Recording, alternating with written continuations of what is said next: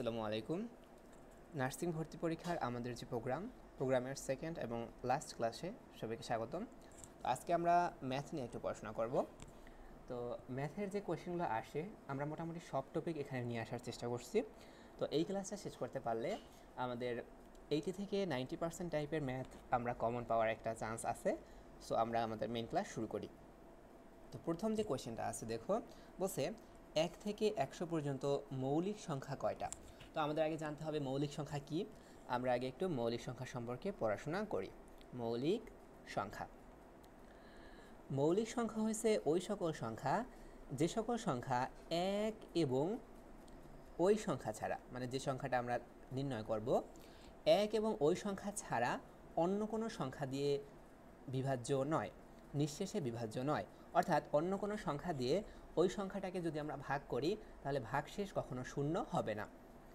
তাহলে মৌলিক সংখ্যা কাকে বলে?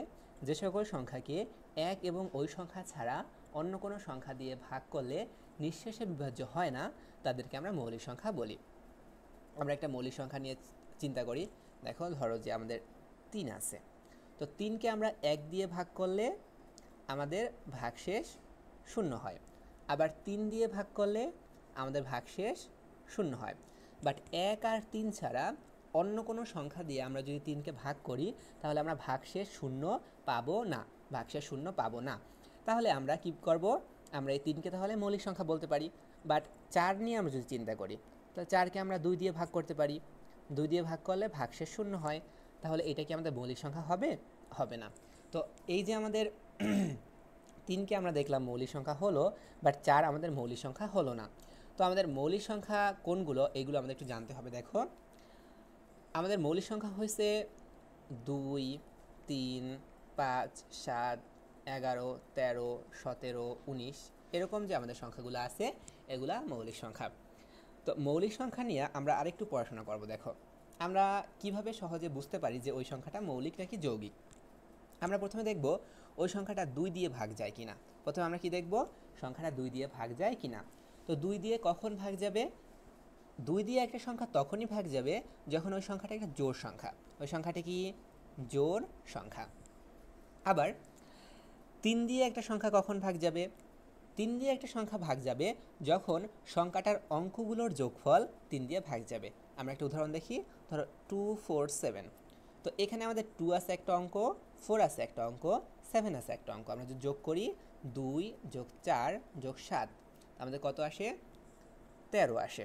তো 13 কি আমাদের 3 দিয়ে ভাগ যায়? 13 3 দিয়ে ভাগ যায় না। তার মানে এই 247ও 3 দিয়ে ভাগ যাবে না।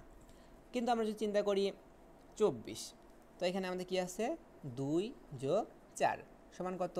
6। 6 কি 3 দিয়ে ভাগ যায়? যায়। তার মানে 24ও 3 দিয়ে ভাগ যাবে। এরপর আমরা চিন্তা করি 4-এর কথা। 4 দিয়ে একটা সংখ্যা ভাগ যাবে তখনই যখন ওই সংখ্যাটার শেষের 2টা ডিজিট নিয়ে আমরা চিন্তা করব। তো শেষের 2টা ডিজিট যদি 4 দিয়ে ভাগ যায় তাহলে ওই মূল সংখ্যাটাও 4 দিয়ে ভাগ যাবে। আমরা একটা উদাহরণ দেখি। ধরো আছে 2020। তো এই লাস্ট 2টা ডিজিট কি আছে? 20। 20 কি 4 দিয়ে ভাগ যায়? যায়। 4 5 20। তার মানে 20 4 দিয়ে ভাগ যায়। তাহলে এই যে 2020 আছে এটাও 4 দিয়ে ভাগ যাবে। নেক্সট আমাদের কোনটা আছে দেখো? নেক্সট আমাদের আছে 5 দিয়ে কোনটা ভাগ যাবে? 5 দিয়ে ভাগ যাবে ওই সকল সংখ্যা যাদের শেষে 0 অথবা 5 আছে। 0 অথবা 5 আছে, যেমন 19,425 এই সংখ্যাটা শেষে 5 আছে, 5 দিয়ে ভাগ যাবে। 19,420 সংখ্যা শেষে 0 আছে, 5 দিয়ে ভাগ যাবে। এরপর দেখো আমরা আর আমাদের 6, এরপর আছে আমাদের 6। 6 দিয়ে একটা সংখ্যা কখন ভাগ যাবে? যখন সংখ্যাটা 2 ও 3 দ্বারা ভাগ যায়। একটা সংখ্যা যদি 2 ও 3 দ্বারা ভাগ যায় তাহলে ওটা অবশ্যই 6 দিয়েও ভাগ যাবে। আচ্ছা, এরপর আমাদের দেখো এভাবে যখন সংখ্যাগুলা 2, 3, 4, 5 বা 6 দিয়ে ভাগ যাবে, এরকম 7, 8, 9 দিয়েও আমরা একটু ভাগ দেওয়ার চেষ্টা করব। যদি কোনো সংখ্যা এই সকল সংখ্যা দিয়ে ভাগ যায় তাহলে ওটা মৌলিক সংখ্যা হবে না, ওটা মৌলিক সংখ্যা হবে না। আচ্ছা, এরপর দেখো আমরা একটা জিনিস নিয়ে চিন্তা করব, 1কে নিয়ে আমরা একটা চিন্তা করব। তো আমরা এটা মনে রাখবো, 1 সংখ্যাটা মৌলিকও না আবারও যৌগিকও না। কি বলছি? 1 মৌলিক সংখ্যাও না, যৌগিক সংখ্যাও না। আরেকটা সংখ্যা নিয়ে আমাদের একটু দেখতে হবে, সেটা হচ্ছে 2। তো 2 হইছে সর্বনিম্ন যৌগিক সংখ্যা, মানে সবচেয়ে ছোট মৌলিক সংখ্যা। তো 2 হইছে আমাদের সবচেয়ে ছোট মৌলিক সংখ্যা, এবং 2 হচ্ছে একমাত্র মৌলিক সংখ্যা যে জোড়। কি বললাম আমরা? 2 হচ্ছে সবচেয়ে ছোট মৌলিক সংখ্যা, এবং 2 হচ্ছে একমাত্র মৌলিক সংখ্যা যে হবে জোড়, যে কি হবে? জোড় হবে। আচ্ছা, আর আমাদের একটা ফোন নাম্বার আমরা মনে রাখবো। কি মনে রাখবো? একটা ফোন নাম্বার। দেখি আমরা এখানে ফোন নাম্বারটা হচ্ছে 4422232231। কি বললাম আমরা? 4422232231। তো এই যে আমাদের ফোন নাম্বারটা আছে, ফোন নাম্বারটা কি?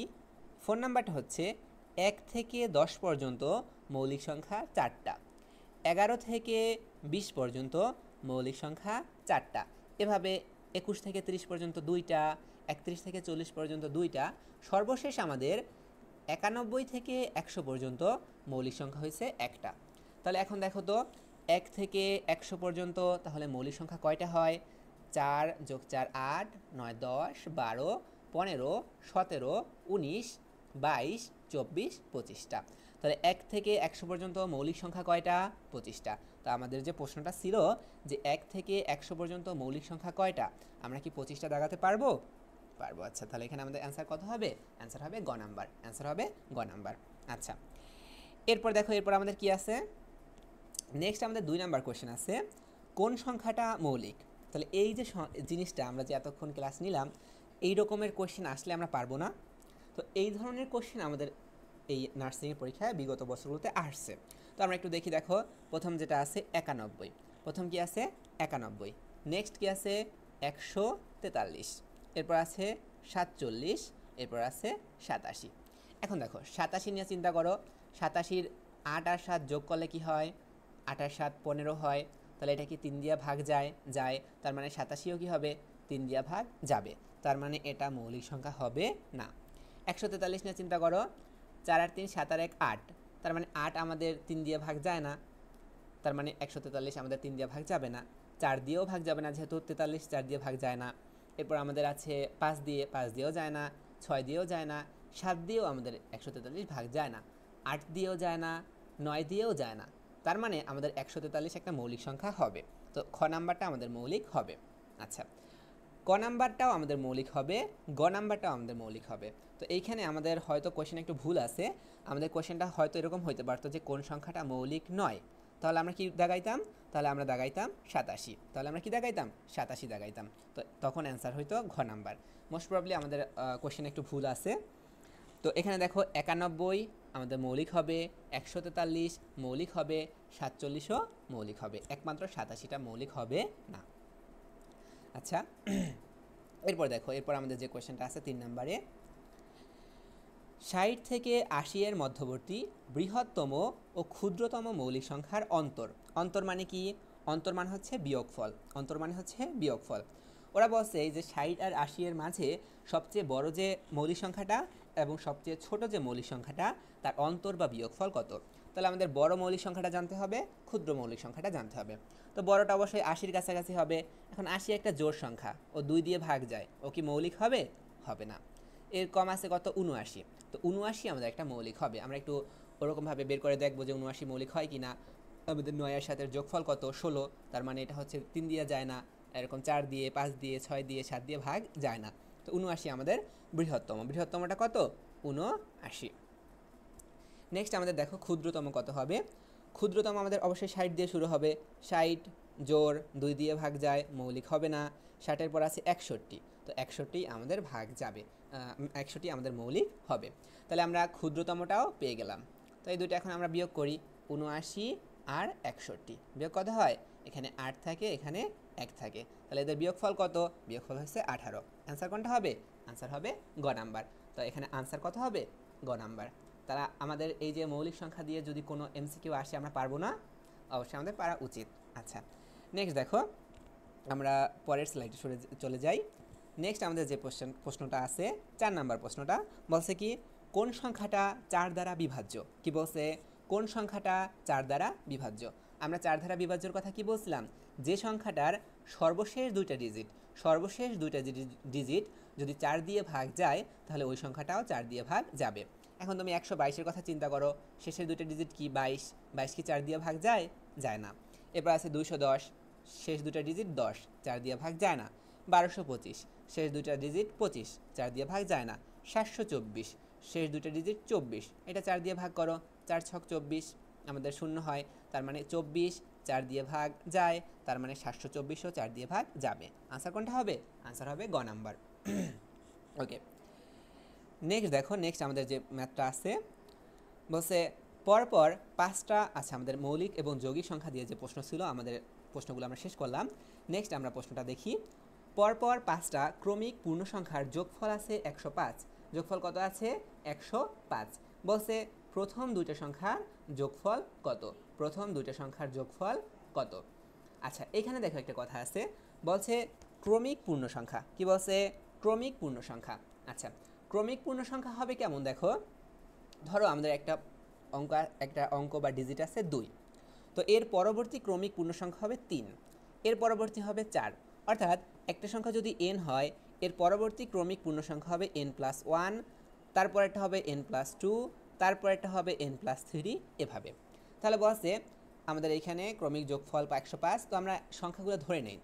তাহলে আমরা 5টা ক্রমিক পূর্ণ সংখ্যা ধরে নেই।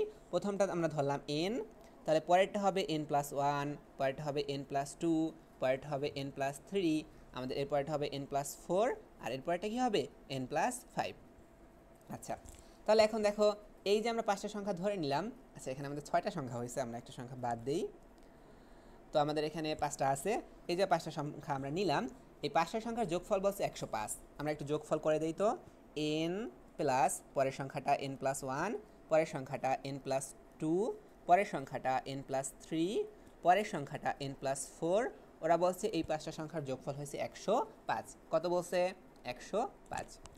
তাহলে আমরা একটু যোগ করে দিই, দেখো এখানে আমাদের n আছে হচ্ছে 5টা, তাহলে 5n প্লাস আমাদের যোগফল আছে কত? 1 2 আর 1 3, 3 3 6 আর 4 10, 5n প্লাস 10 ইকুয়াল হচ্ছে 105। 105। ওকে, এরপর দেখো আমাদের এখানে কি আছে, 5n আছে আমাদের এখানে, 5n ইকুয়াল 105। এই যে 10টা প্লাস ছিল, ওপাশে গিয়ে কি হবে? ওপাশে গিয়ে মাইনাস হয়ে যাবে। তাহলে আমাদের এখানে থাকে 5n ইকুয়াল 95। ইকুয়াল কত আছে? 95। ওকে, তাহলে এবার আর কি আছে আমাদের বাকি? n ইকুয়াল, তাহলে কি হবে? 95। এই 5টা আমাদের এখানে গুণ ছিল, এপাশে গিয়ে ভাগ হয়ে যাবে। তো ভাগ হলে আমাদের থাকে এখানে 1 4 5 5 9, তাহলে এখানে কত থাকে? আনসারটা থাকে 19। তাহলে আমাদের প্রথম সংখ্যাটা কত? n ইকুয়াল হবে 19। ওকে, আমাদের প্রশ্নে কি চাইছে আমরা দেখি। বলছে প্রথম দুইটা সংখ্যার যোগফল কত? তা প্রথম সংখ্যাটা হয়েছে আমাদের 19, আর পরের সংখ্যাটা কত? পরের সংখ্যাটা হবে 19 যোগ 1 20। পরের সংখ্যাটা কত হবে? 19 যোগ 1 n+1, মানে হচ্ছে 19 যোগ 1 ইকুয়াল 20। 19 যোগ 1 ইকুয়াল 20। ওকে, তাহলে আমাদের এই দুটো সংখ্যার যোগফল কত হয়? দুটো সংখ্যার যোগফল হয় 20 প্লাস কত হবে? 20 প্লাস 19, মানে হচ্ছে 39। আনসার কত? 39। তাহলে এখানে আমাদের কোনটা আনসার হবে? আনসার হবে ক নাম্বার। আনসার হবে ক নাম্বার। ওকে, আমরা কি বুঝতে পারছি? যদি আমরা বুঝে থাকি তাহলে দেখো পরের কোশ্চেনটা আমাদের জন্য কত ইজি হয়ে যায়। বলছে 3টা ক্রমিক পূর্ণ সংখ্যার গুণফল 210, ছোট দুইটা সংখ্যার যোগফল কত? তো আমরা এই ম্যাথটা করব। দেখো তার আগে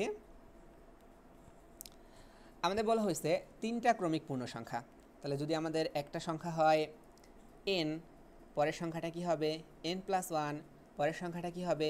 n+2। আমরা কি 3টে সংখ্যা পাইছি? পাইছি। বলছে এদের গুণফল 210। তাহলে আমরা একটু গুণফল করি, দেখো n into n+1 into n+2, যেহেতু আমাদের গুণফল বলছে, ইকুয়াল কত বলছে? দেখো ইকুয়াল বলছে 210। তো আমরা এটা ইংলিশে লিখি, যেহেতু আমরা ওটা ইংলিশে লিখছি 210। তো গুণটা করো, তাহলে n এর সাথে n+1 গুণ করলে কত হয়? n গুণ 1 n² প্লাস n অক্ষে n, এইটুকু আমরা রাখলাম। আর এখানে আমাদের আরেকটা গুণ আছে n+2 ইকুয়াল 210। তো নেক্সট আমাদের কি আছে দেখো, এইটা আমরা গুণ করে দেব। গুণ করে আমরা এইটা এখন বাসার কাজ রাখলাম, এইটা আমরা গুণ করে এখান থেকে আমরা n এর মান বের করব। কি করব? n এর মান বের করব। এরপর n যেটা ওইটা হবে আমাদের একটা সংখ্যা, পরের সংখ্যাটা হবে n+1। এই দুইটাই অবশ্যই আমাদের ছোট সংখ্যা দুইটা হবে। বলছে এই দুইটার যোগফল কত, এই যে আমরা একটা বের করব প্লাস এখানে আমরা একটা বের করব, তাহলে এইখান থেকে আমাদের আনসার পাওয়া যাবে। আমরা কি এই ম্যাথ করতে পারবো? মোস্ট প্রবাবলি আমরা পারবো। তো আমরা এখান থেকে গুণটা করে নিব, গুণটা করার পরে n এর মানটা বের করব আগের মতো সমীকরণ থেকে, এবং সেখান থেকে আমরা n ও n+1 এর মান বের করে এই দুইটা যোগ করে দেব। আনসার আমাদের মোস্ট প্রবাবলি খ নাম্বারটা আসবে। ওকে, তাহলে আমাদের পরের ম্যাথে আমরা চলে যাই। দেখো পরের ম্যাথ কি আছে আমাদের, আচ্ছা এখানে আমাদের গুণ আছে। কি আছে? গুণ আছে। তো আমরা গুণ করি। দেখো বলছে দশমিকের গুণ। তো দশমিকের গুণ আমরা কিভাবে করব? দেখো এখানে আছে 0.3 ইন্টু 0.03 ইন্টু 0.003। তো এটা কি হবে? আমরা গুণ করার ক্ষেত্রে, দশমিকের গুণ করার ক্ষেত্রে কি করব, মেইন যে সংখ্যাগুলো আছে দশমিকটা আমরা চিন্তা করব না, দশমিক ছাড়া আমাদের যে অঙ্কগুলা এবং সংখ্যাগুলো আছে, তো এখানে আছে 3, এখানেও আছে 3, এখানেও কি আছে 3, এই তিনটা আমরা গুণ করে দেব। 3 3 9, 3 9 27, 3 9 27, আমরা 27 লিখলাম। ওকে, আমরা কি করলাম? 27 লিখলাম। এখন দেখো আমাদের এবার আমরা দশমিকটা বসাবো। এবার আমরা কি করব? দশমিকটা বসাবো। তো এখানে আমাদের দশমিকটা কয় ঘর পরে আছে এটা আমরা চিন্তা করব। দেখো এইখানে 1 ঘর, এইখানে 2 ঘর, 2 আর 1 3 ঘর, আর এখানে 3 ঘর, 6 ঘর। তাহলে এখানে আমাদের দশমিকটার পরেও 6টা সংখ্যা থাকবে। তো আমরা দশমিকটা দিলাম দশমিক, তো এরপরে আমাদের 6টা আসবে। এই যে 2টা আছে এর আগে আমরা 4টা নিয়ে আসবো, 1 2 3 4। তাহলে আনসার আমাদের কত হবে? 0.00027। তো এরা কোথায় আছে আমরা দেখি, এই যে আমাদের 0.00027। আনসার হবে কোনটা? আনসার হবে খ নাম্বার। আনসার হবে খ নাম্বার। ওকে, এরপর দেখো, এরপর আমাদের 4 নাম্বারটা আছে। 4 নাম্বারটা আমরা করি। 4 নাম্বারে বলছে 0.005 এর হোল স্কোয়ার ইকুয়াল হোয়াট। তো আমরা হোল স্কোয়ার মানে কি, এটা দুইবার গুণ হবে। তো আমরা লিখে নেই 0.005 ইন্টু 0.005। তো এই গুণ কি আমরা পারবো নাকি পারবো না? একটু আগে আমরা দেখে আসছি, এই গুণের আমাদের আনসার হবে গ নাম্বার। তো এটা আমরা বাসায় বসে ঠিকভাবে করবো এখন। ওকে, নেক্সট দেখো কোনটা আছে। নেক্সট আমাদের আছে একটা ভাগ আছে 0.777777। ওকে, 3টা 6টা, আমাদের এখানেও 3টা 6টা আছে। ওকে, ভাগ আমরা নিচে লিখি ভাগটা। ভাগ আছে 0.011। ওকে, দেখো এই ম্যাথের আমাদের শর্টকাট আছে, অথবা যে কোনো কিছু দিয়ে আমরা করতে পারি, বাট আমরা শর্টকাট করব না। আমাদের মেইন পারপোজ থাকবে আমরা যেন বুঝে করতে পারি ম্যাথগুলা। দেখো আমরা কি করব, দশমিকের যদি ভাগ থাকে, দশমিকের ভাগ থাকলে আমরা সব সময় দশমিকটা আগে উঠাবো। কি করব? দশমিকটা আগে উঠাবো। তো এই যে নিচের দশমিকটা আমরা উঠাই দেই। নিচের দশমিক উঠাইতে হইলে দশমিকের জন্য আমরা একটা 1 লিখব, এরপর আমাদের যে কয়টা ডিজিট আছে ওই কয়টা শূন্য লিখে দেব। কি বলছি আমরা? দশমিকের জন্য 1 লিখব, দশমিকের পর যে কয়টা ডিজিট আছে ওই কয়টা শূন্য লিখব। ওকে, উপরের আমরা দশমিকটা উঠাই, দশমিকের জন্য আমরা একটা 1 লিখব, আমাদের 3 6টা অঙ্ক আছে, আমরা 6টা শূন্য লিখব, 3টা 4 5 6টা। ওকে, এখন তুমি কাটাকাটি করো। এখানে আমাদের 3টা শূন্য ছিল, 1 2 3টা শূন্য কাটা গেল। এখানে আমাদের 11 আছে, তো 11 দিয়ে আমাদের এই সংখ্যাটা ভাগ যায়। দেখো 11 হচ্ছে আমাদের 7 11 77, 7 11 কত? 77। আর আমাদের রয়ে গেল কত? কত রয়ে যায় আমাদের এখানে? যদি আমরা 11 দিয়ে আমরা এই মূল সংখ্যাটাকে কাটতে যাই, তো এখানে আমাদের 7 11 আছে 77, 7 11 কত আছে? 77 আছে। তো 77 থাকলে এরপর আমাদের কত থাকবে? আচ্ছা, এখানে আমাদের 7 11 77 দিয়া করা যায়, বাট এরপর আমরা ভাগটা করে নেব এক সাইডে। ভাগটা করে নিলে আমাদের আনসারটা আসবে মোস্ট প্রবাবলি এরকম 70 70 7। কত আসবে? 70 70 7। এই ভাগটা আমরা আলাদাভাবে করে নেব। ওকে, আলাদাভাবে করে নিলে আর আমাদের নিচে থাকলো 1000। তো এখন আমাদের এই যে 3টা সংখ্যার আছে আমাদের 1-এর পরে, তো আমাদের এইখানে আমাদের দশমিকটা চলে আসবে। কোথায় দশমিকটা চলে আসবে? এইখানে আমাদের দশমিকটা চলে আসবে। ওকে, আমরা নিচের পার্টটা বাদ দিয়ে দেই। তাহলে আমাদের আনসার কত থাকবে? আনসার থাকবে 70.707। কোনটা আছে? এই যে আমাদের ক নাম্বারে 70.707। ওকে আমরা আমাদের নেক্সট ম্যাথে চলে যাই। নেক্সট আমাদের কি ম্যাথ আছে দেখো, বলছে কি 0.001 ভাগ 0.1 ইন্টু 0.1। ওকে, আমাদের এখানে ভাগও আছে গুণও আছে, আমরা এটা করি। তো আমরা আগে নিচের গুণটা করে নেই। উপরে আমাদের আছে 0.001, নিচে আছে, নিচে আমরা তাহলে গুণ করি। এককে 1, কয়টা সংখ্যা পর দশমিক হবে? একটা দুইটা, তাহলে দশমিক 0.1 দশমিকের পর 2 ডিজিট, এই আমাদের 2 ডিজিট হলো। এখন আমরা ভাগগুলা দশমিকগুলো উঠাই। দশমিকের জন্য 1, দুইটা সংখ্যার জন্য 2টা শূন্য, নিচে কি হবে? দশমিকের জন্য 1, তিনটে সংখ্যার জন্য 3টা 0। আমরা কেটে নেই 0 0 0 0, 1 দিয়ে আমাদের 1 কাটা যায়, তাহলে উপরে থাকে আমাদের 1, নিচে থাকলে এই 10। তো এখানে 1-এর পর একটা শূন্য, তাহলে এখানেও দশমিকের পর একটা ডিজিট হইলেই হবে। তাহলে আনসার কত হবে? 0.1 0.1। তাহলে আমরা এই ধরনের ম্যাথ কি পারবো? আমরা মনে হয় পারবো। ওকে, নেক্সট দেখো আমাদের কোন ম্যাথটা আছে। বলছে আমাদের একটি পরীক্ষায় 75টা প্রশ্ন ছিল। কয়টা প্রশ্ন ছিল? 75টা প্রশ্ন ছিল। তো আসাদ করছে কি 60টা প্রশ্নের উত্তর দিছে। ভালো কথা, 60টা প্রশ্নের উত্তরও সঠিক দিছে। আমাদের এখানে সম্ভবত সঠিক ছিল, আমাদের টাইপিস্ট ভুল করছে এখানে। তো আমাদের আসাদ কি করছে? 60টা প্রশ্নের সঠিক উত্তর দিছে। বলছে সে শতকরা কয়টা প্রশ্নের উত্তর দিছে, কয়টা প্রশ্নের উত্তর সঠিক দিছে আর কি। এখানে কয়টা প্রশ্নের উত্তর সঠিক দিছে। ওকে, আমরা দেখি আমরা কি করব। দেখো এখানে ও কয়টা প্রশ্নের মধ্যে দিয়ে কয়টা দিছে? 75টা প্রশ্নের মধ্যে 60টা দিছে, 60টা আনসার করছে, 60টা আনসার করছে। আচ্ছা, আমাদের টাইপিস্ট ঠিক ছিল, আমরা এখানে সঠিক না থাকলেও আমাদের অসুবিধা হয় না। যাক, তাহলে আমাদের 75টা প্রশ্নের মধ্যে 60টা প্রশ্ন দিছে। ও বলছে প্রশ্নে বলছে শতকরা কয়টা প্রশ্ন উত্তর দিছে। শতকরা মানে কি? শতকরা মানে হয়েছে 100-র মধ্যে কয়টা, 100-র মধ্যে কয়টা। তাহলে এখন দেখো 75টার মধ্যে আনসার করছে 60টা, তাহলে একটার মধ্যে কয়টা করছে? 60 ভাগ 75। তাহলে 100টার মধ্যে কয়টা করছে? 60 গুণ 100 ভাগ 75। তাহলে এখন এটা করো তো, এটা আমরা করলে 3 25 75, 4 25 100, 3 দিয়ে 60 গেলে 20 বার, তাহলে 4 দুগুণে 80। তাহলে কত পার্সেন্ট প্রশ্ন আনসার করছে? 80% প্রশ্নের আনসার করছে। আনসার হবে গ নাম্বার। তাহলে আমাদের ইজি আছে না? ওকে, নেক্সট দেখো। নেক্সট কি বলছে? নেক্সট বলছে 60 জন ছাত্রের মধ্যে 42 জন ফেল করলে পাশের হার কত? তাহলে কি বলছে? পাশের হার। হার মানে কি? পার্সেন্টেজ। পার্সেন্টেজ মানে কত? 100 জনের মধ্যে। পার্সেন্টেজ মানে কি? 100 জনের মধ্যে। তাহলে এখানে দেখো বলছে পাশের হার কত। তাহলে 60 জনের মধ্যে 42 জন ফেল করছে, তাহলে পাস করছে কয়জন? 60 বিয়োগ 42, 18 জন পাস করছে। খুব ভালো করছে ওরা।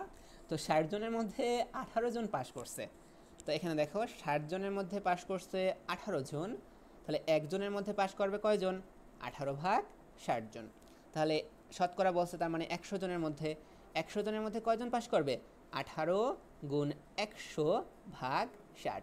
তাহলে দেখো 3 20 60, এখানে 5 20 100, 3 দিয়ে 18 6, 5 6 30, তাহলে কত পার্সেন্ট পাস করছে? 30% পাস করছে। আনসার হবে গ নাম্বার। তাহলে এগুলা কি আমাদের কাছে টুকটাক একটু ইজি মনে হইতেছে না? তো আমরা যখন কোয়েশ্চেন ব্যাংক অ্যানালাইসিস করছি, আমরা দেখছি ম্যাথের কোয়েশ্চেন মোটামুটি এভাবেই আসছে, এরকম কোয়েশ্চেনই আসছে পাটিগণিত থেকে। এরপর আমরা দেখব মুনাফার অঙ্ক আসছে, কিছু বীজগণিতের অঙ্ক আসছে, কিছু জ্যামিতি আসছে, বাট ওভারঅল আমাদের কোয়েশ্চেন ইজি হয়। তো আমরা মাথা ঠান্ডা রেখে, আমাদের যেহেতু এক্সাম এসে গেছে, মাথা ঠান্ডা রেখে আমরা মোটামুটি আনসার করে আসার চেষ্টা করব। আবার যেহেতু আমাদের নেগেটিভ মার্কিং নাই, আমরা মোটামুটি সব কোয়েশ্চেনেরই আনসার করব। তো আমরা নেক্সট আমাদের স্লাইডে চলে যাই। দেখো নেক্সট স্লাইডে আমাদের কি আছে, বলছে 3:5। কি বলছে? 3:5। এইটাকে বলছে শতকরায় প্রকাশ করতে বলছে। কিতে প্রকাশ করতে বলছে? শতকরায় প্রকাশ করতে বলছে। আচ্ছা, শতকরা মানেই আমরা একটু আগে কি বলছিলাম? পার্সেন্টেজ। শতকরা মানেই কিসের মধ্যে? 100-র মধ্যে। শতকরা মানেই কিসের মধ্যে? 100-র মধ্যে। আচ্ছা, আমাদের এখানে একটু ওভারল্যাপিং হয়েছে।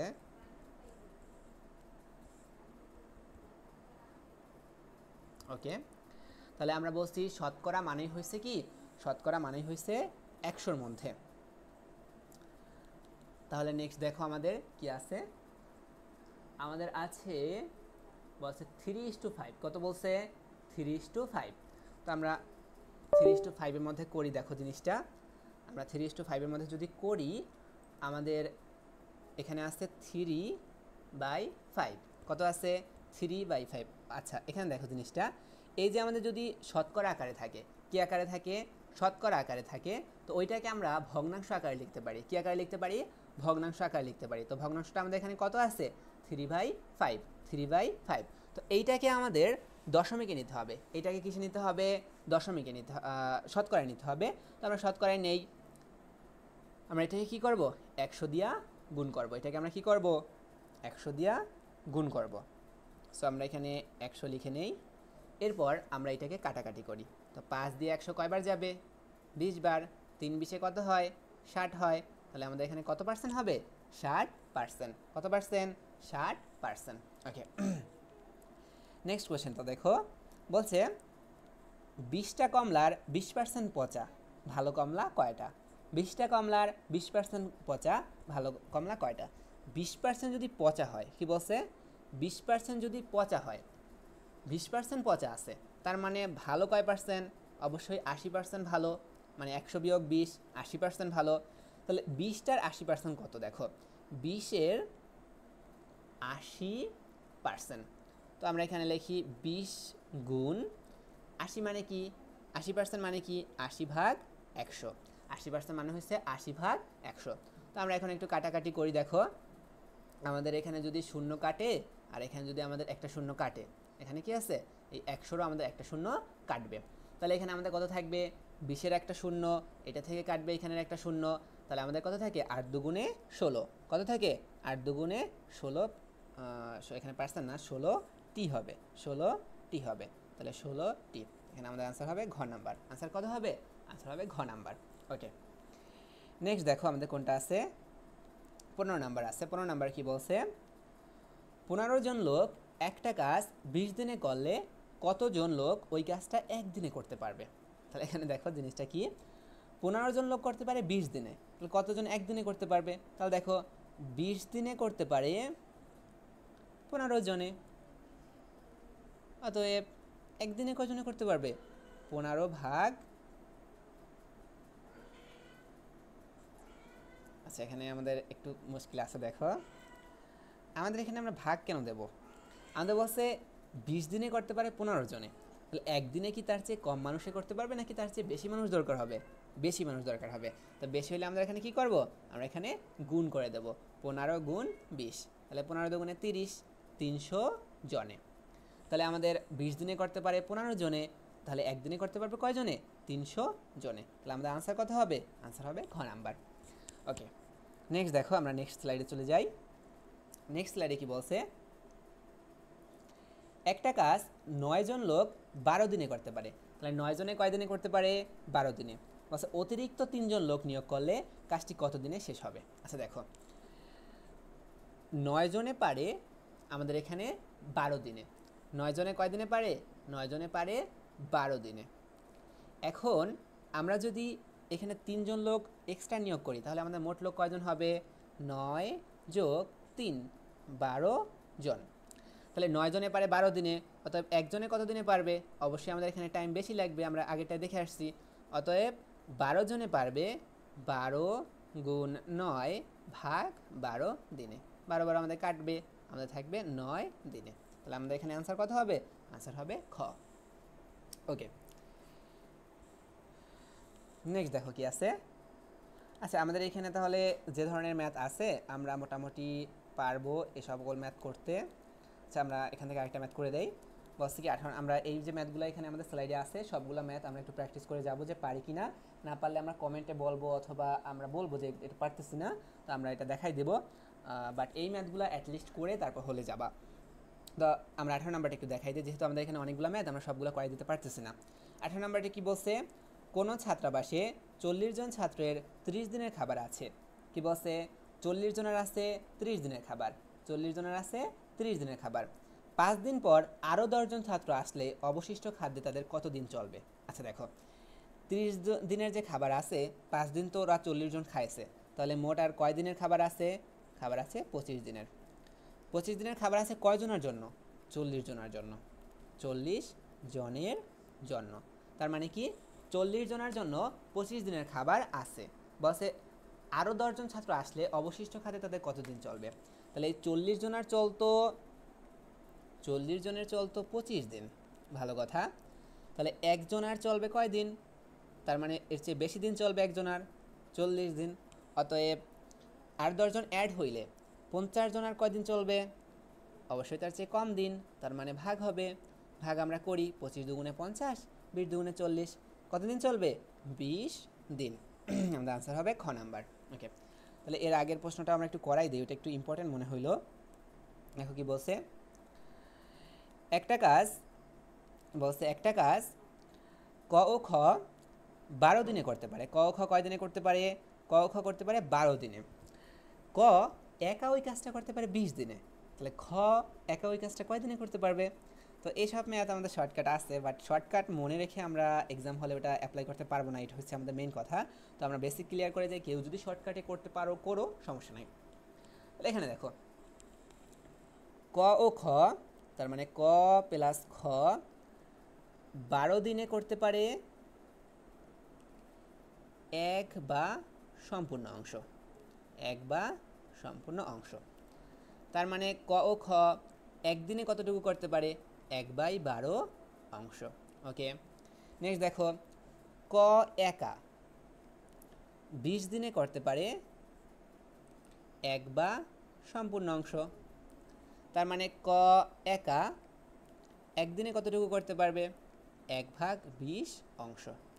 এখন দেখো দুইজন মিলে করতে পারে 1/12 অংশ, ক একা করতে পারে 1/20 অংশ। তাহলে খ একা কতটুকু করতে পারবে? তাহলে খ একা একদিনে করতে পারে, এই যে আমাদের 1/12 আছে বিয়োগ 1/20, অর্থাৎ ধরো দুজনের আছে 10 টাকা, কর একার আছে 5 টাকা, তা খর কয়টা থাকবে? 10 টাকা বিয়োগ 5 টাকা, 5 টাকা। তো এখানে আমাদের এরকম হয়েছে 1/12 বিয়োগ 1/20।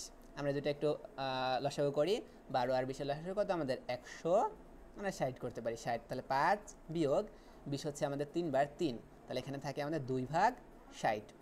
তার মানে খ একা একদিনে করতে পারে 2/60 অংশ। তাহলে 2 এখানে কত আছে? 2/60 অংশ করতে পারে একদিনে। অতএব এক বা সম্পূর্ণ অংশ কত দিনে করতে পারবে? 1/2/60। বা এটা আমাদের যদি উল্টে যায়, এটা আমাদের উল্টে গেলে থাকবে 1 গুণ 60/2, মানে হচ্ছে 30 দিনে। তাহলে খ একা কয় দিনে কাজটা করতে পারবে? খ একা কাজটা করতে পারবে 30 দিনে। তাহলে এখানে দেখো আমাদের আনসার কত হবে? আনসার হবে খ নাম্বার 30 দিনে, 30 দিনে। ওকে, তাহলে এই টাইপের ম্যাথ কি আমরা পারবো? মোস্ট প্রবাবলি আমরা পারবো। আমরা নেক্সট স্লাইডে চলে যাই। দেখো কি বলছে, দুইটা সংখ্যার অনুপাত 5:6, তাদের গসাগু 8, লসাগু কত? আচ্ছা, লসাগু গসাগু নিয়ে আমরা কয়েকটা জিনিস একটু পড়ি। দেখো লসাগু গসাগুর ক্ষেত্রে যে সংখ্যা দুটো থাকবে, আচ্ছা আমরা কালারটা একটু চেঞ্জ করে নিই, এটা কেমন হয়? আচ্ছা, এটা সুন্দর দেখাচ্ছে। ওকে, আমরা এটা নিয়ে করি। তো লসাগু গসাগুর ক্ষেত্রে আমরা যেটা করব সেটা হচ্ছে, যে সংখ্যা নিয়ে আমরা করব, ধরো দুইটা সংখ্যা আমরা নিলাম, সংখ্যা দুটির গুণফল হবে লসাগু ও গসাগুর গুণফল। কি হবে? সংখ্যা দুটার গুণফল হবে লসাগু ও গসাগুর গুণফল। আরেকটা আমরা মনে রাখবো যে সংখ্যা দুইটা নিব, সংখ্যা দুইটার অনুপাতের গুণফল। কি বলছি? সংখ্যা দুইটার অনুপাতের গুণফল হবে লসাগু ভাগ গসাগু। কি বলছি আমরা? দুটো সংখ্যা যদি আমরা নেই, সংখ্যা দুটার গুণফল হবে লসাগু ও গসাগুর গুণফল, লসাগু ও গসাগুর গুণফল। আবার দুইটা সংখ্যা আমরা যদি নেই, ওই সংখ্যা দুটার অনুপাতের গুণফল হবে লসাগু ভাগ গসাগুর, বা লসাগু আর গসাগুর ভাগফল। তো এখানে আছে সংখ্যা দুটার অনুপাত 5:6, গসাগু 8, লসাগু কত? তাহলে আমরা কোন সূত্রে যাব? সেকেন্ড সূত্রে যাব। তাহলে দেখো সংখ্যা দুটার অনুপাতের গুণফল কত? 5 গুণ 6 ইকুয়াল লসাগু ভাগ গসাগু। তো আমরা এখানে লসাগু চাইছি, আমরা লসাগুটা রেখে দেই, লসাগু ভাগ গসাগু কত দেওয়া আছে? 8। তার মানে আমাদের লসাগু কত হবে? লসাগু হবে 5 গুণ 6, এটা আমাদের আড়াআড়ি গুণ হবে গুণ 8, তাহলে 5 6 30, 3 8 24, 240। আনসার কত হবে? 240। ওকে, তাহলে এরপর আমাদের নেক্সট যে ম্যাথটা আছে আমরা একটু দেখি। বলছে কি দুইটা সংখ্যার গসাগু এত, লসাগু এত, একটা সংখ্যা এত, অপর সংখ্যাটা কত? আচ্ছা, এটা আমাদের মূলত প্রথম সূত্রটা পড়বে, প্রথম সূত্রটা বসায় এই ম্যাথটা করে যাবা, এটা তোমাদের বাসার কাজ। নেক্সট দেখো, বলছে 3/4, 4/5, 5/6 এর গসাগু কত? 3/4, 4/5 এবং 5/6 এর গসাগু কত? আচ্ছা, ভগ্নাংশের ক্ষেত্রে একটা জিনিস দেখো, ভগ্নাংশের ক্ষেত্রে যদি গসাগু চায়, ভগ্নাংশের গসাগু যদি চায়, তাহলে সবসময় আমরা যেটা ফলো করব, উপরে হবে লবগুলোর গসাগু, উপরে কি হবে? লবগুলোর গসাগু, নিচে হবে হরগুলোর লসাগু, নিচে কি হবে? হরগুলোর লসাগু। আবার ভগ্নাংশের যদি লসাগু বের করতে বলে, তাহলে উপরে হবে লবগুলোর লসাগু, নিচে হবে হরগুলোর গসাগু। ওকে, অর্থাৎ আমরা যেটা বলবে ওইটা হবে উপরে, আর যেটা বলবে না ওইটা হবে নিচে। গসাগু চাইলে উপরে লবের গসাগু, নিচে হরের গসাগু লসাগু, আর লসাগু চাইলে উপরে লবের লসাগু, নিচে হরের গসাগু। তাহলে আমাদের যেটা চাইছে দেখো এত এত এর গসাগু, তাহলে গসাগু বললে আমরা কোন সূত্রটা ইউজ করব? উপরের সূত্রটা ইউজ করব। আচ্ছা, তাহলে আমরা নিচের সূত্রটা মুছে ফেললাম, উপরের সূত্রটা দেখো কি বলছে। তাহলে বলছে লবগুলোর গসাগু, লব কি কি আছে? 3/4, 4/5, 5/6, লব হয়েছে আমাদের উপরেরগুলা 3 4 ও 5, এর চাইছে গসাগু। তো এই 3 4 5 এর গসাগু হবে মূলত 1। কত হবে? 1। এটা কিভাবে হয়? আমরা 3কে 4 দিয়ে ভাগ দিব, 3 অক্ষে 3, 1 থেকে আমাদের অবশিষ্ট এই যে 1 ভাগ শেষ, এইটাকে আবার আমরা 4 5কে ভাগ করব, তাহলে এখানে 5 অক্ষে 5, এখানে 0, তাহলে 1 হবে আমাদের গসাগু। আবার এখানে 4 5 6 আছে, এর লসাগু কত হবে? এর লসাগু হবে আমাদের দেখো 4 5 6, আমরা এর মধ্যে যাই 2 দিয়া, 2 দুগুণে 4, 5 রয়ে যাবে, 3 দুগুণে 6, তাহলে এখানে আমাদের হবে 2 দুগুণে 4, 4 5 20, 3 20 60, 1/60। তাহলে ভগ্নাংশটার গসাগু কত হবে? 1/60, ঘ নাম্বার। ওকে, আমরা নেক্সট স্লাইডে চলে যাই। কি বলছে দেখো, আমাদের বলছে পিতা পুত্রের ম্যাথ আছে। সো আমরা প্রথম ম্যাথটা করি। বলছে পিতা মাতা ও পুত্রের বয়সের গড় 37 বছর, আবার পিতা ও পুত্রের বয়সের গড় 35 বছর, মাতার বয়স কত? আচ্ছা দেখো, এখানে বয়সের গড় দেওয়া আছে 3 জনের, কত? 3 জনের বয়সের গড় দেওয়া আছে 37 বছর, তাহলে 3 জনের মোট বয়স কত হবে? 37 গুণ 3, তাহলে এখানে 11। ওকে, 111 বছর। কি করলাম আমরা? 3 জনের বয়সের গড় 37 দেওয়া, তাহলে 3 জনের মোট বয়স হবে 37 গুণ 3, 111 বছর। 111 বছর হইলে আমাদের এখানে এরপর কি আছে দেখো, পিতা পুত্রের দুজনের বয়সে 35 বছর, দুজনের গড় 35 বছর, দুজনের মোট বয়স কত হবে? 35 গুণ 2, 70 বছর। তাহলে পিতা পুত্র মাতা 111 বছর, পিতা পুত্র 70 বছর, তাহলে জাস্ট মাতার কত হবে? 111 বিয়োগ 70, 111 বিয়োগ 70, তাহলে এখানে 1, এখানে 4, 41 বছর। কত বছর হবে? 41 বছর। ওকে, নেক্সট আমাদের যে ম্যাথটা আছে, বলছে পিতার বর্তমান বয়স পুত্রের বয়সের 3 গুণ। 5 বছর আগে পিতার বয়স পুত্রের বয়সের 4 গুণ ছিল, পিতা ও পুত্রের বর্তমান বয়স কত বছর? আচ্ছা, আমাদের যেন ছোটোবেলার মতো না হয় যে পিতার বয়স যেন পুত্রের বয়সের চেয়ে কম হয়ে না যায়, আর একটা খেয়াল করবো। দেখো এখানে আমরা পুত্রের বয়সটা ধরে নিই। দেখো পুত্রের বয়স আমরা ধরে নিলাম x বছর, পুত্রের বয়স কত ধরে নিলাম? x বছর, বর্তমান বয়স যেটা। তাহলে পুত্রের বয়সের চেয়ে পিতার বয়স হচ্ছে 3 গুণ, তাহলে পিতার বর্তমান বয়স কত হবে? 3 গুণ x, 3x বছর। আবার দেখো, তাহলে 5 বছর আগে 5 ইয়ার্স এগো, 5 বছর আগে পুত্রের বয়স তাহলে কত হবে? এখন x হইলে আগে 5 বছর কম ছিল, x মাইনাস 5। 5 বছর আগে পিতার বয়স কত হবে? 5 কম, আগে 3x, এখন 3x ছিল, তাহলে আগে হবে 3x মাইনাস 5। বাংলা ইংলিশ আমাদের মিশে গেছে, যাই হোক ওটা কোনো বিষয় না। আচ্ছা, এরপর বলছে এই 5 বছর আগে পিতার বয়স ছিল পুত্রের 4 গুণ। পিতার বয়সটা আগে আমরা লিখি। দেখো পিতার বয়স কত ছিল? 3x -5।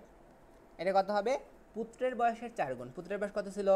x - 5, এর বয়সের 4 গুণ, আমরা এখানে 4 লিখে দিলাম। আচ্ছা, এবার আমরা এটা একটু যাচাই করি। দেখো 3x - 5 ইকুয়াল 4x - 4 5 20। তো এটা আমরা যদি করি তাহলে আমাদের x এর মান আসে 15। x এর মান আসে 15, এটা একটু তোমরা বের করো। x এর মান 15 আসলে তাহলে পুত্রের বর্তমান বয়স 15 বছর, পিতার বর্তমান বয়স কত হবে? 3 গুণ 15 45 বছর। তো এখানে কি চাইছে দেখো তো, এখানে চাইছে পিতা ও পুত্রের বর্তমান বয়স কত। পুত্রের হয়েছে 45, আর পিতার 45, পুত্রের কত? পুত্রের 15। আমাদের হবে গ নাম্বার। আচ্ছা, নেক্সট আমাদের 24 নাম্বার কোশ্চেনটা মোটামুটি আমাদের 22-এর মতো, এটা একটু বাসায় করো। এরপর দেখো আমাদের কোনটা আছে 25 নাম্বার, আমাদের ক্রয় মূল্য বিক্রয় মূল্য আসছে। ক্রয় মূল্য বিক্রয় মূল্য আসলে দেখো আমরা একটা জিনিস মনে রাখবো, এই যে আমাদের লাভ ক্ষতি, কি বলছি আমরা? লাভ ক্ষতি। লাভ ক্ষতি সবসময় ক্রয় মূল্যের উপর নির্ভর করবে। লাভ ক্ষতি কোথায় নির্ভর করবে? ক্রয় মূল্যের উপর নির্ভর করবে। তো এখানে বলছে একটা ঘড়ি 560 টাকায় বিক্রয় করায়, কয় টাকায় বিক্রয় করায়? 560 টাকায় বিক্রয় করায় 20% ক্ষতি হয়েছে, ক্রয় মূল্য কত? তাহলে দেখো এখানে আছে 20% ক্ষতি। 20% ক্ষতি হইলে ধরো লোকটা ওইটা ক্রয় করছে, ক্রয় মূল্য 100 টাকা, বিক্রয় মূল্য কত হবে বলো তো? যেহেতু 20% ক্ষতিতে বিক্রয় করছে, বিক্রয় মূল্য অবশ্যই 80 টাকা হবে। বিক্রয় মূল্য কয় টাকা হবে? 80 টাকা। কেন আমাদের 80 টাকা হবে? কারণ যেহেতু 20% লস, তার মানে অবশ্যই 20 টাকা কম। 100 টাকা দিয়ে 20 টাকা কম, কত হবে? 80 টাকা। এরপর দেখো বলছে বিক্রয় মূল্য যদি 560 টাকায় হয়, ক্রয় মূল্য কত? আমরা একটু উল্টাই দিই। দেখো বিক্রয় মূল্য যদি 80 টাকা হয়, ক্রয় মূল্য হয়েছে 100 টাকা। বিক্রয় মূল্য যদি তাহলে 1 টাকা হয়, ক্রয় মূল্য কত হবে? 80, 100 ভাগ 80, 100 ভাগ কত হবে? 80 হবে। তো এবার দেখো বিক্রয় মূল্য যদি তাহলে 560 টাকা হয়, তাহলে ক্রয় মূল্য কত হবে? 100 গুণ 560 ভাগ 80। আর একটু করি তো, 0 0 কাটে, 7 8 56, কয় টাকা হবে? 700 টাকা। পারা যাবে কি না? 700 টাকা। ওকে, এরপর দেখো কি বলছে। বলছে 26 নম্বর বলছে একটা দ্রব্য 25% লাভে বিক্রয় করলে ক্রয় মূল্য ও বিক্রয় মূল্যের অনুপাত কত? দেখো 25% লাভ মানে কি?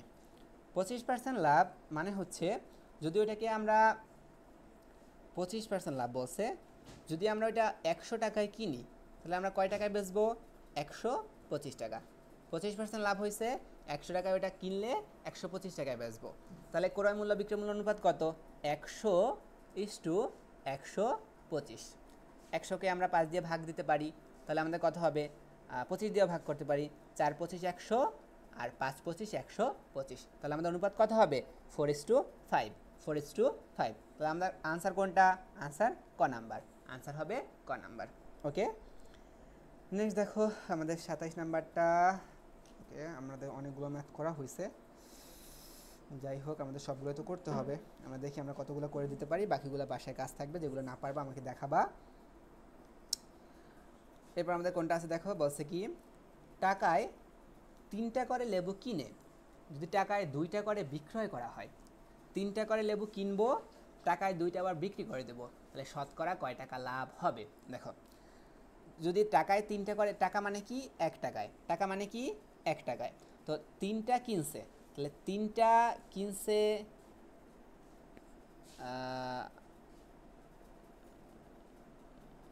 আচ্ছা 3টা কিনছে 1 টাকায়, কয় টাকায় কিনছে?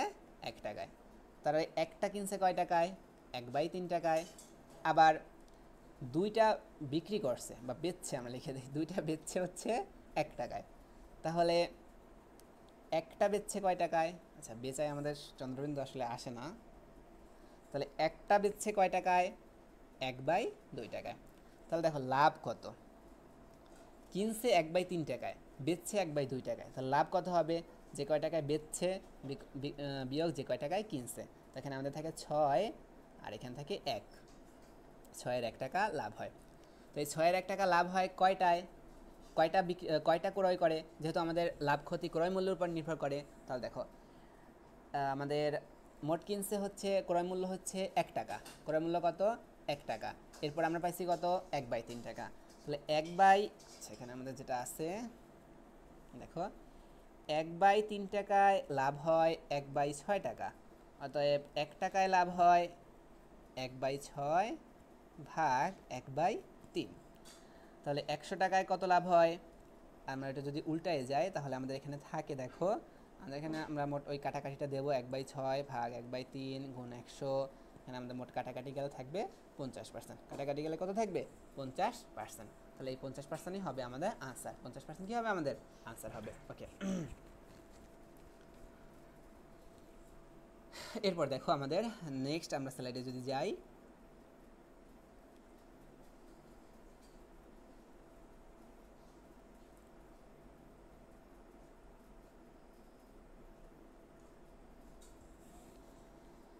নেক্সট স্লাইডে আমরা গেলাম, কি বললো দেখো, একটা বই 65 টাকায় বিক্রয় করায় বিক্রেতার 30% লাভ হয়েছে, কত টাকায় বিক্রয় করলে লাভ হতো 10%। আচ্ছা, সেইম আমাদের ক্রয় মূল্য বিক্রয় মূল্য এবং লাভ ক্ষতির অঙ্ক বাসায় থাকলো, বাসায় করো। এরপর 10, 40, 44 সমানুপাত। আচ্ছা, সমানুপাতি নিয়ে আমাদের একটু কথা আছে, দেখো সমানুপাতি নিয়ে কথাটা কি, সমানুপাতি নিয়ে কথা হয়েছে আমরা দুইটা জিনিস মনে রাখবো, এক হয়েছে যদি অনুপাত বলে প্রথম রাশি গুণ চতুর্থ রাশি সমান হবে দ্বিতীয় রাশি গুণ তৃতীয় রাশি। কি বলছে, অনুপাত যদি বলে তাহলে প্রথম রাশি গুণ চতুর্থ রাশি ইকুয়াল হবে দ্বিতীয় রাশি গুণ তৃতীয় রাশি, আর সমানুপাতের ক্ষেত্রে বা ক্রমিক সমানুপাতের ক্ষেত্রে প্রথম রাশি গুণ তৃতীয় রাশি ইকুয়াল হবে দ্বিতীয় রাশির বর্গ। কি বলছি, অনুপাতের ক্ষেত্রে প্রথম রাশি গুণ চতুর্থ রাশি ইকুয়াল হবে দ্বিতীয় রাশি গুণ তৃতীয় রাশি, আর ক্রমিক সমানুপাতের ক্ষেত্রে প্রথম রাশি গুণ তৃতীয় রাশি ইকুয়াল হবে দ্বিতীয় রাশির বর্গ। আচ্ছা, তাহলে এখানে বসে 10, 40, 50 চতুর্থ সমানুপাতি কোনটা, তাহলে আমাদের প্রথম কোন সূত্রটা বসবে, আমাদের প্রথম সূত্রটা বসবে, আমরা প্রথম সূত্রটায় বসাই, প্রথম রাশি 10 গুণ চতুর্থ রাশি চাইছে চতুর্থ ইকুয়াল দ্বিতীয় রাশি 40 তৃতীয় রাশি 50, তো চতুর্থটা হবে 40 গুণ 50 ভাগ 10, 4 10 40, 4 5 20, 200, আনসার কত হবে 200। এখানে আমাদের সেম দুইটা রাশির অনুপাত 4:7, পূর্ব রাশি 16 হলে উত্তর রাশি কত 4:7 মানে কি 4 ভাগ 7 ইকুয়াল পূর্ব রাশি ইস্টু উত্তর রাশি, তাহলে পূর্ব রাশি 16 ভাগ উত্তর রাশি আমরা x ধরে নিলাম, তাহলে এটা x ইকুয়াল কত হবে 16 গুণ 7 ভাগ 4, 4 4 16, 4 7 28, আনসার কত হবে আনসার হবে 28। ওকে, নেক্সট দেখো 31 নম্বরে, আচ্ছা আমরা মুনাফা এবং মূলধনে আসছি, মুনাফা মূলধন চক্রবৃদ্ধি মুনাফা এগুলো আসছি, এখান থেকে আমাদের কিছু সূত্র আগে মনে রাখতে হবে। দেখো আমরা দুইটা মূল সূত্র পড়ব, একটা হচ্ছে সরল মুনাফা, একটা কি সরল মুনাফা। সরল মুনাফার সূত্র হচ্ছে মুনাফা আই ইকুয়াল পি এন আর, তো এখানে পি হয়েছে মূলধন বা আসল, এন হয়েছে সময়, আর হয়েছে মুনাফার হার। আই হয়েছে মুনাফা, পি হয়েছে মূলধন, এন হয়েছে সময়, আর হয়েছে মুনাফার হার। আর চক্রবৃদ্ধি মুনাফার ক্ষেত্রে আমরা মনে রাখবো চক্রবৃদ্ধি মুনাফা I prime equal P into 1 plus R এর পাওয়ার এন। কি বলছে, I prime equal P into 1 plus R এর পাওয়ার এন। তো এখানে আই হয়েছে আমাদের চক্রবৃদ্ধি মুনাফা, পি হয়েছে মূলধন, 1 প্লাস আর হয়েছে মুনাফার হার, আর এন হয়েছে সময়। ওকে, তো আমাদের যে ম্যাথটা আছে হচ্ছে এক ব্যক্তি 80,000 টাকা বার্ষিক 12% হারে মুনাফায় বিনিয়োগ করলে 2 বছরে কত টাকা মুনাফা পাবে। তো মুনাফা পাওয়ার কথা বললো, তা আমাদের এখানে বলছে 80,000 টাকা, তার মানে মূলধন পি হয়েছে 80,000, মূলধন পি ইকুয়াল কত হবে, পি ইকুয়াল হবে 80,000, 80। আচ্ছা আমরা এখানে এটা ওরা বাংলা লিখছে, তো এখানে হবে 80,000। ওকে, এবার বলছে বার্ষিক 12% হার, তাহলে মুনাফার হার আর ইকুয়াল হবে, মুনাফার হার আর ইকুয়াল কত হবে 12%, 12%। ওকে, আমরা এটা একটু লিখি, আমরা একটু কোলাপস হচ্ছে। ওকে, দেখো আমরা আর কি করব, আর ইকুয়াল আমাদের হবে সো একটু এটা দেখি। দেখো মুনাফার হার আর ইকুয়াল কত, তাহলে আমাদের এখানে দেওয়া আছে মুনাফার হার আর ইকুয়াল দেওয়া আছে আমাদের 12%। আর ইকুয়াল দেওয়া আছে 12%, মানে কি 12 ইন্টু পার্সেন্ট মানে কি 1/100। 1/100 এটা আমরা এরকম রাখলাম। আর বলছে 2 বছরে, তাহলে এন ইকুয়াল কত হবে 2 বছর। 2 বছর মানে আমরা কোন সূত্র জানি, আমরা যে সূত্রটা জানি সরল মুনাফার ক্ষেত্রে I equal P N R. I equal কি পি এন এবং আর। তো আমরা পি এন আর ইউজ করি। দেখো পি হয়েছে আমাদের 80,000, এন হয়েছে 2 বছর, আর হয়েছে 12 ইন্টু আর কি 12 ইন্টু 1/100। 12 ইন্টু 1/100। তাহলে আমরা এটা যদি কাটাকাটি করি 0 0 0 0 আর কি আমাদের যায়, আর আমাদের কাটাকাটি যায় না। তো এখান থেকে আমাদের মান আসে কত 12 দুগুণে 24, বা আমরা যদি এখান থেকে করি 8 দুগুণে 16, 16 গুণ 12 হয়েছে 196। তো এখানে আমাদের 1960 টাকা। কত টাকা আসে 1960 টাকা আসে। ওকে, আচ্ছা 1960 না, এটা আমরা কাটাকাটি করলে 19,200 আসে। ওকে, এটা একটু ভালোভাবে আমরা হিসাবটা করব। নেক্সট দেখো, নেক্সট আমাদের এখানে মুনাফার আর কয়টা ম্যাথ আছে, এটা একটু বাসা বসে করবা, মুনাফার ম্যাথগুলো পারবা। আমরা 34-এ আমরা পরের পেজে চলে যাই। এখানে মুনাফার আর কয়েকটা ম্যাথ আছে। ওকে, তাহলে দেখো আমরা এখন একটা কাজ করব, আমরা বাসায় বসে আমাদের এই যে এখানে ম্যাথগুলো আছে, হ্যাঁ আমি মোটামুটি যেহেতু আমাদের suggestion plus revision based class, তো আমরা তো এখানে ওরকমভাবে করাই দিতে পারবো না, তাই না? তো আমরা এখানে সাজেশনগুলো মোটামুটি আমরা পাটিগণিত অনেকগুলো করাইছি। আর হচ্ছে আমরা এখানে যে আমাদের যে পেজগুলো আছে, দেখো এখানে আমাদের অলমোস্ট 85টার মতো কোশ্চেন আছে। অলমোস্ট 85টার মতো কোশ্চেন আছে, যে কোশ্চেনগুলো আমরা একটু বাসায় বসে ভালোভাবে দেখব। সেখান থেকে আমাদের কোনো সমস্যা হয় কিনা দেখো, তাহলে ওইগুলো আমরা একটু দেখাবো। আর বাকিগুলো আমরা মূলত কোথায় আমরা বাসায় বসে করব। তো আমরা নেক্সট যদি আমাদের সুযোগ হয় তাহলে আমরা নেক্সট একটা ক্লাস রাখলেও রাখতে পারি, বাট তার চান্স কম। বাট আমরা একটা কোশ্চেন নেব। তো এখানে দেখো আমাদের অলমোস্ট 85টা কোশ্চেন আছে। তো যেখানে আমাদের এই যে বীজগণিতের কোশ্চেন আছে, তারপর হচ্ছে আমাদের জ্যামিতির প্রশ্ন আছে। আর এছাড়া আমরা দেখব যে আমাদের বীজগণিতের সব ধরনের কোশ্চেন আছে এবং পাটিগণিতের কোশ্চেন আছে, যেখানে আমাদের জ্যামিতি আছে, বৃত্তের বৃহত্তম জ্যাকি, বৃত্তের ব্যাসার্ধ, বৃত্তের পরিধি ও ব্যাসের অনুপাত, তারপর হচ্ছে কি আমাদের ত্রিভুজের ক্ষেত্রফল, চতুর্ভুজের ক্ষেত্রফল, পরিধি, পরিসীমা, এগুলার মান আমাদের আছে। তো এই সব আমরা এই 85টা ম্যাথ বাসায় বসে করতে পারলে আমাদের অবশ্যই একটা আমাদের নিশ্চয়তা থাকবে যে না আমরা এই অ্যাটলিস্ট 80% ম্যাথ আমরা কমন পাবো, কারণ আমাদের এখানে সবগুলো টপিক আছে। সো আমাদের ক্লাস আজকে এতটুকু থাকুক। আমাদের বীজগণিত এবং পাটিগণিত জ্যামিতিটা বাসায় বসে ভালোভাবে করব। কোনো সমস্যা হলে আমরা অবশ্যই আমাদের পেজে নক দিতে পারি, বা আমরা কমেন্টে জানাতে পারি যে এই প্রশ্নটা আমরা করতে পারি নাই। সো আজকে এই পর্যন্ত থাকুক। সবাইকে আসসালামু আলাইকুম।